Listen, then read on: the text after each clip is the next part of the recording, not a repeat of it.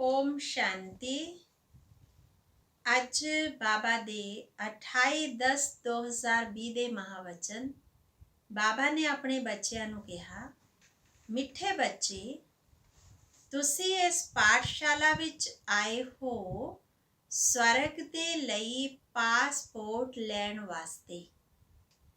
ਆਤਮ ਅਭਿਮਾਨੀ ਬਣੋ ਅਤੇ ਆਪਣਾ ਨਾਮ ਰਜਿਸਟਰ ਵਿੱਚ ਨੋਟ ਕਰਾ ਦਵੋ ਤਾਂ ਸਵਰਗ ਵਿੱਚ ਆ ਜਾਵੋਗੇ। ਫਿਰ ਬਾਬਾ ਨੇ ਪ੍ਰਸ਼ਨ ਪੁੱਛਿਆ, ਕਿਹੜੀ ਸਮਰਿੱਧੀ ਨਾ ਰਹਿਣ ਦੇ ਕਾਰਨ ਬੱਚੇ ਬਾਪ ਦਾ ਰਿਗਾਰਡ ਨਹੀਂ ਰੱਖਦੇ? ਕਿਹੜੀ ਸਮਰਿੱਧੀ ਨਾ ਰਹਿਣ ਦੇ ਕਾਰਨ ਬੱਚੇ ਬਾਪ ਦਾ ਰਿਗਾਰਡ ਨਹੀਂ ਰੱਖਦੇ? ਉੱਤਰ ਵਿੱਚ ਬਾਬਾ ਨੇ ਦੱਸਿਆ, ਕਈ ਬੱਚਿਆਂ ਨੂੰ ਇਹ ਸਮਰਿੱਧੀ ਨਹੀਂ ਰਹਿੰਦੀ ਕਿ ਜਿਸ ਨੂੰ ਸਾਰੀ ਦੁਨੀਆ ਪੁਕਾਰ ਰਹੀ ਹੈ, ਯਾਦ ਕਰ ਰਹੀ ਹੈ, ਉਹੀ ਉੱਚੇ ਤੋਂ ਉੱਚਾ ਬਾਪ ਸਾਨੂੰ ਬੱਚਿਆਂ ਦੀ ਸੇਵਾ ਵਿੱਚ ਉਪਸਥਿਤ ਹੋਇਆ ਹੈ। ਇਹ ਨਿਸ਼ਚੇ ਨੰਬਰਵਾਰ ਹੈ। ਜਿੰਨਾ ਜਿਸ ਨੂੰ ਨਿਸ਼ਚੇ ਹੈ ਉਹਨਾਂ ਰਿਗਾਰਡ ਰੱਖਦੇ ਹਨ। गीत है आज दा, जो पिया के साथ है उनके लिए ज्ञान की बरसात है। ओम शांति। सब बच्चे ज्ञान सागर दे नाल तां है ही हन। पिया माना शिव बाबा। इन्ने सारे बच्चे एक जगह ते तां नहीं रह सकते। बेशक जो नाल हन ਉਹ ਨਜ਼ਦੀਕ ਵਿੱਚ ਡਾਇਰੈਕਸ਼ਨ ਮਾਨਾ ਸ਼੍ਰੀਮਤ ਗਿਆਨ ਸੁਣਦੇ ਹਨ, ਡਾਇਰੈਕਟ ਸੁਣਦੇ ਹਨ।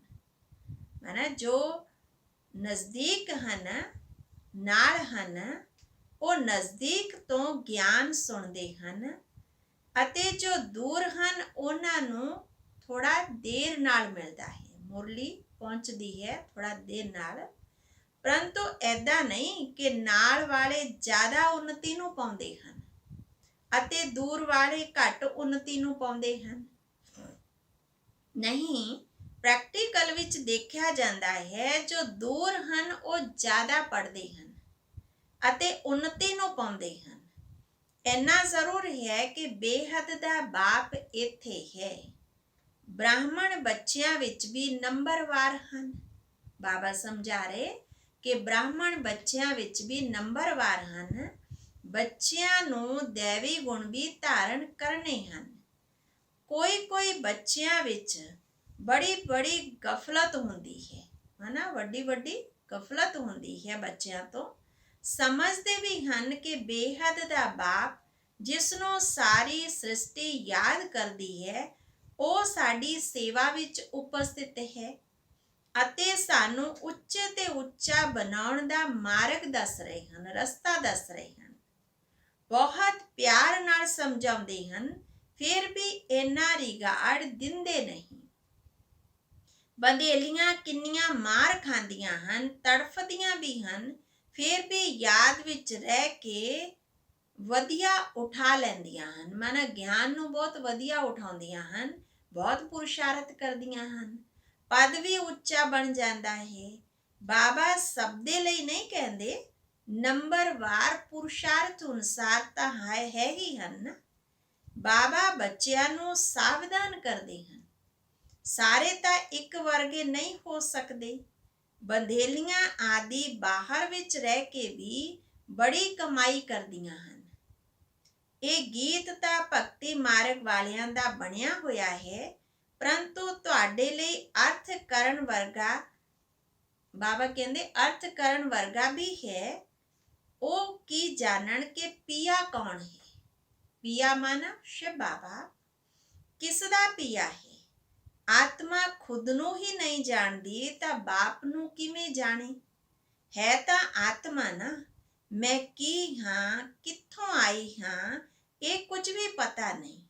ਸਾਰੇ ਦੇਹ ਅਭਿਮਾਨੀ ਹਨ, ਆਤਮ ਅਭਿਮਾਨੀ ਕੋਈ ਹੈ ਨਹੀਂ। ਅਗਰ ਆਤਮ ਅਭਿਮਾਨੀ ਬਣਨ ਤਾਂ ਆਤਮਾ ਨੂੰ ਆਪਣੇ ਬਾਪ ਦਾ ਵੀ ਪਤਾ ਹੋਵੇ। ਦੇ ਅਭਿਮਾਨੀ ਹੋਣ ਦੇ ਕਾਰਨ ਨਾ ਆਤਮਾ ਨੂੰ ਨਾ ਪਰਮਾਤਮਾ ਨੂੰ ਜਾਣਦੇ ਹਨ। ਇੱਥੇ ਤਾਂ ਤੁਹਾਨੂੰ ਬੱਚਿਆਂ ਨੂੰ ਬਾਪ ਸਾਹਮਣੇ ਬੈਠ ਕੇ ਸਮਝਾਉਂਦੇ ਹਨ। ਇਹ ਬੇਹੱਦ ਦਾ ਸਕੂਲ ਹੈ। ਇੱਕ ਹੀ ਲਕਸ਼ ਹੈ, ਸਵਰਗ ਦੀ ਬਾਦਸ਼ਾਹੀ ਪ੍ਰਾਪਤ ਕਰਨਾ। ਸਵਰਗ ਵਿੱਚ ਵੀ ਬਹੁਤ ਪਦ ਹਨ, ਕੋਈ ਰਾਜਾ ਰਾਣੀ, ਕੋਈ ਪ੍ਰਜਾ। ਬਾਬਾ ਕਹਿੰਦੇ ਹਨ ਕਿ ਮੈਂ ਆਇਆ ਹਾਂ ਤੁਹਾਨੂੰ ਫੇਰ ਤੋਂ ਡਬਲ ਸਿਰਤਾਜ ਬਣਾਉਣ ਦੇ ਲਈ। ਸਾਰੇ ਤਾਂ ਡਬਲ ਸਿਰਤਾਜ ਬਣ ਨਾ ਸਕਣ। ਜੋ ਵਧੀਆ ਰੀਤੀ ਪੁਰਸ਼ਾਰਥ ਕਰਦੇ ਹਨ ਉਹ ਆਪਣੇ ਅੰਦਰ ਆਪੇ ਹੀ ਸਮਝਦੇ ਹਨ ਕਿ ਅਸੀਂ ਇਹ ਬਣ ਸਕਦੇ ਹਾਂ। ਅੱਗੇ ਬਾਬਾ ਨੇ ਸਪਸ਼ਟ ਕੀਤਾ ਕਿ ਸਰੈਂਡਰ ਵੀ ਹਨ, ਨਿਸ਼ਚੇ ਵੀ ਹੈ। ਸਭ ਸਮਝਦੇ ਹਨ ਕਿ ਇਸ ਤੋਂ ਕੋਈ ਵੀ ਏਦਾਂ ਦਾ ਛੀ ਕੰਮ ਮਾਨਾ ਇਸ ਨਾਲ ਕੋਈ ਵੀ ਏਦਾਂ ਦਾ ਕੋਈ ਛੀ ਕੰਮ ਮਾਨਾ ਕੋਈ ਗਲਤ ਅਮਰਿਆਦਿਤ ਕਰਮ ਨਹੀਂ ਕਰਨਾ ਹੈ। ਕੋਈ ਵਿੱਚ ਬਹੁਤ ਅਵਗੁਣ ਹੁੰਦੇ ਹਨ। ਉਹ ਥੋੜੀ ਸਮਝਣਗੇ ਕਿ ਅਸੀਂ ਕੋਈ ਇੰਨਾ ਉੱਚਾ ਪਦ ਪਾਵਾਂਗੇ, ਇਸ ਲਈ ਪੁਰਸ਼ਾਰਥ ਹੀ ਨਹੀਂ ਕਰਦੇ। ਬਾਬਾ ਤੋਂ ਪੁੱਛੋ ਕਿ ਮੈਂ ਇਹ ਬਣ ਸਕਦਾ ਹਾਂ ਤਾਂ ਬਾਬਾ ਝਟ ਦੱਸ ਦੇਣਗੇ। ਆਪਣੇ ਨੂੰ ਦੇਖਣਾ ਹੈ ਤਾਂ ਝਟ ਸਮਝੋਗੇ ਕਿ ਬਰੋਬਰ ਮੈਂ ਉੱਚਾ ਪਦ ਨਹੀਂ ਪਾ ਸਕਾਂਗਾ, ਕਿਉਂਕਿ ਜੇ ਮਰਿਆਦਾ ਉਲੰਘਣ ਕੀਤੀ ਜਾਂ ਕੋਈ ਏਦਾਂ ਦਾ ਛੀ ਕਰਮ ਕੀਤਾ ਤਾਂ ਬਾਬਾ ਕਹਿ ਰਹੇ ਬੱਚੇ ਆਪਣੇ ਆਪ ਹੀ ਸਮਝ ਜਾਂਦੇ ਹਨ ਕਿ ਮੈਂ ਆਪਣੇ ਪੁਰਸ਼ਾਰਥ ਅਨੁਸਾਰ ਕੋਈ ਏਦਾਂ ਦਾ ਉੱਚਾ ਪਦ ਨਹੀਂ ਪਾ ਸਕਾਂਗਾ। ਉਹ ਵੀ ਪ੍ਰਜਾ ਨੂੰ ਬਹੁਤ ਪਿਆਰ, ਬਾਬਾ ਕਹਿ ਰਹੇ ਕਿ ਮੈਂ ਉੱਚਾ ਪਦ ਨਹੀਂ ਪਾ ਸਕਦਾ ਹਾਂ, ਲੱਛਣ ਵੀ ਚਾਹੀਦੇ ਹਨ ਨਾ।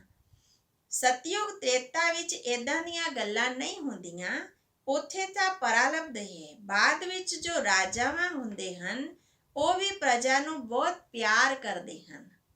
ਇਹ ਤਾਂ ਹੈ ਮਾਤ ਪਿਤਾ, ਇਹ ਵੀ ਤੁਸੀਂ ਬੱਚੇ ਜਾਣਦੇ ਹੋ। ਇਹ ਤਾਂ ਬੇਹੱਦ ਦਾ ਬਾਪ ਹੈ। ਇਹ ਸਾਰੀ ਦੁਨੀਆ ਨੂੰ ਰਜਿਸਟਰਡ ਕਰਨ ਵਾਲਾ ਹੈ। ਤੁਸੀਂ ਵੀ ਰਜਿਸਟਰਡ ਕਰਦੇ ਹੋ ਨਾ, ਪਾਸਪੋਰਟ ਦੇ ਰਹੇ ਹੋ। ਸਵਰਗ ਦਾ ਮਾਲਿਕ ਬਣਨ ਦੇ ਲਈ ਇੱਥੋਂ ਹੀ ਤੁਸੀਂ ਪਾਸਪੋਰਟ ਲੈਣਾ ਹੈ। ਬਾਬਾ ਕਹਿ ਰਹੇ ਕਿ ਇੰਨਾ ਪੁਰਸ਼ਾਰਥ ਕਰਨਾ ਹੈ ਕਿ ਨੰਬਰ 1 ਜਾਈਏ। ਇਹ ਸੰਗਮ ਯੁੱਗ ਹੈ, ਪੁਰਸ਼ੋਤਮ ਸੰਗਮ ਯੁੱਗ। ਇਹ ਪੜ੍ਹਾਈ ਕਿੰਨਾ ਉੱਚਾ ਬਣਾਉਣ ਵਾਲੀ ਹੈ।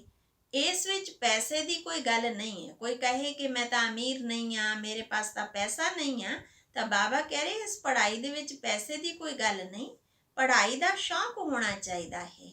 ਇੱਕ ਆਦਮੀ ਬਹੁਤ ਗਰੀਬ ਸੀ। ਬਾਬਾ ਨੇ ਦੁਨੀਆ ਵਿੱਚ ਉਦਾਹਰਣ ਦਿੱਤੀ ਕਿ ਇੱਕ ਆਦਮੀ ਬਹੁਤ ਗਰੀਬ ਸੀ, ਪੜ੍ਹਨ ਦੇ ਲਈ ਪੈਸੇ ਵੀ ਨਹੀਂ ਸੀ, ਪਰ ਮਿਹਨਤ ਕਿੰਨੀ ਕੀਤੀ। ਫਿਰ ਪੜ੍ਹਦੇ ਮਿਹਨਤ ਕਰਕੇ ਇੰਨਾ ਸਾਹੂਕਾਰ ਹੋ ਗਿਆ ਜੋ ਕੁਈਨ ਵਿਕਟੋਰੀਆ ਦਾ ਮਨਿਸਟਰ ਬਣ ਗਿਆ। ਤੁਸੀਂ ਵੀ ਹੁਣ ਕਿੰਨੇ ਗਰੀਬ ਹੋ।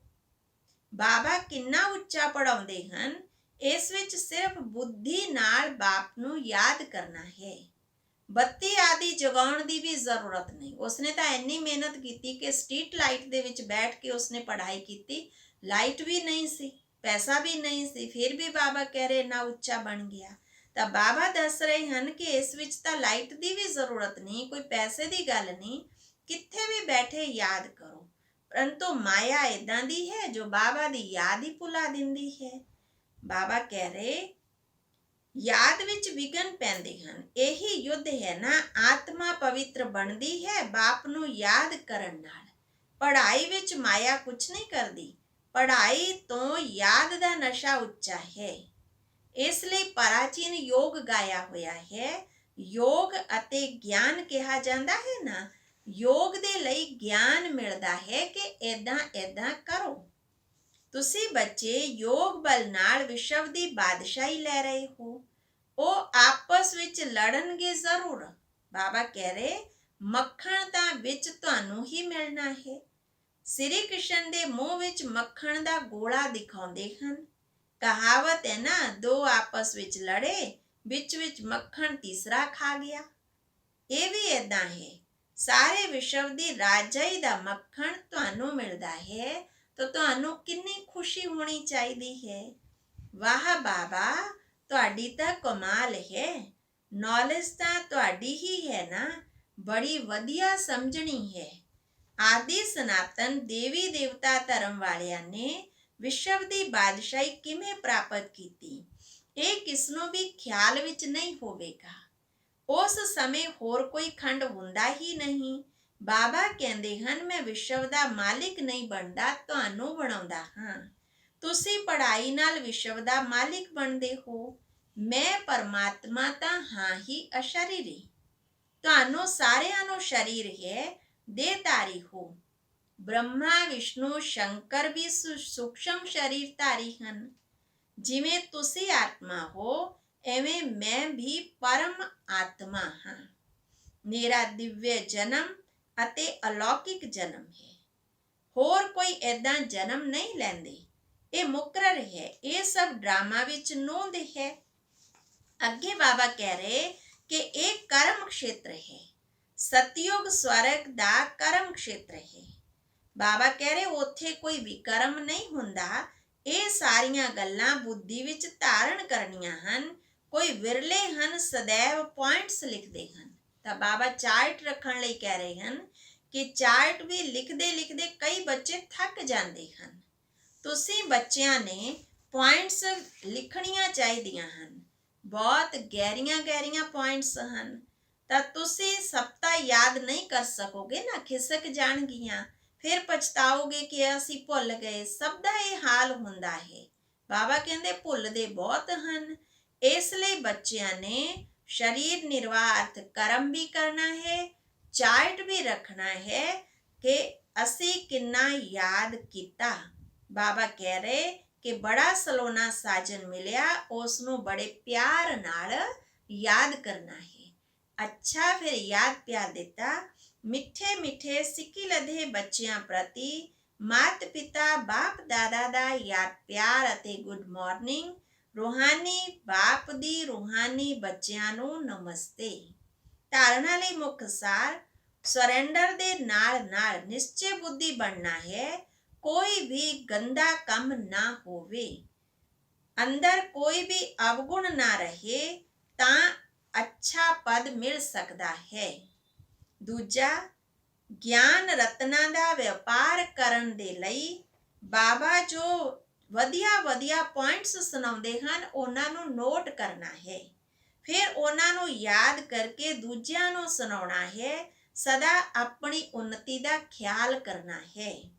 ਵਰਦਾਨ, ਵਾਇਰਲੈਸ ਸੈੱਟ ਦੁਆਰਾ ਵਿਨਾਸ਼ ਕਾਲ ਵਿੱਚ ਅੰਤਿਮ ਡਾਇਰੈਕਸ਼ਨਸ ਨੂੰ ਕੈਚ ਕਰਨ ਵਾਲੇ ਵਾਇਸਲੈਸ ਭਵ। ਵਿਨਾਸ਼ ਦੇ ਸਮੇਂ ਅੰਤਿਮ ਡਾਇਰੈਕਸ਼ਨਸ ਨੂੰ ਕੈਚ ਕਰਨ ਦੇ ਲਈ ਵਾਇਸਲੈਸ ਬੁੱਧੀ ਚਾਹੀਦੀ ਹੈ। ਇੱਕਦਮ ਸਾਲਮ ਪਵਿੱਤਰ ਬੁੱਧੀ ਚਾਹੀਦੀ ਹੈ। ਜਿਵੇਂ ਉਹ ਲੋਕ ਵਾਇਰਲੈਸ ਸੈੱਟ ਦੁਆਰਾ ਇੱਕ ਦੂਜੇ ਤੱਕ ਆਵਾਜ਼ ਪਹੁੰਚਾਉਂਦੇ ਹਨ, ਇਹ ਹੈ ਵਾਇਸਲੈਸ ਦੀ ਵਾਇਰਲੈਸ। ਇਸ ਵਾਇਰਲੈਸ ਦੁਆਰਾ ਤੁਹਾਨੂੰ ਆਵਾਜ਼ ਆਏਗਾ ਕਿ ਇਹ ਸਥਾਨ ਸੇਫ ਹੈ, ਇੱਥੇ ਪਹੁੰਚ ਜਾਓ। ਅੰਤਿਮ ਸਮੇਂ ਜੋ ਬੱਚੇ ਬਾਪ ਦੀ ਯਾਦ ਵਿੱਚ ਰਹਿਣ ਵਾਲੇ ਵਾਇਸਲੈਸ ਹਨ, ਜਿਨ੍ਹਾਂ ਨੂੰ ਅਸ਼ਰੀਰੀ ਬਣਨ ਦਾ ਅਭਿਆਸ ਹੈ, ਉਹ ਵਿਨਾਸ਼ ਦੇ ਸਮੇਂ ਵਿਨਾਸ਼ ਨਹੀਂ ਹੋਣਗੇ, ਪਰੰਤੂ ਸਵੈ ਇੱਛਾ ਨਾਲ ਸਰੀਰ ਛੱਡਣਗੇ। ਸਲੋਗਨ ਹੈ, ਯੋਗ ਨੂੰ ਕਿਨਾਰੇ ਕਰ ਕਰਮ ਵਿੱਚ ਬਿਜ਼ੀ ਹੋ ਜਾਣਾ, ਇਹ ਅਲਬੇਲਾਪਣ ਹੈ। ਅੱਛਾ, ਓਮ ਸ਼ਾਂਤੀ।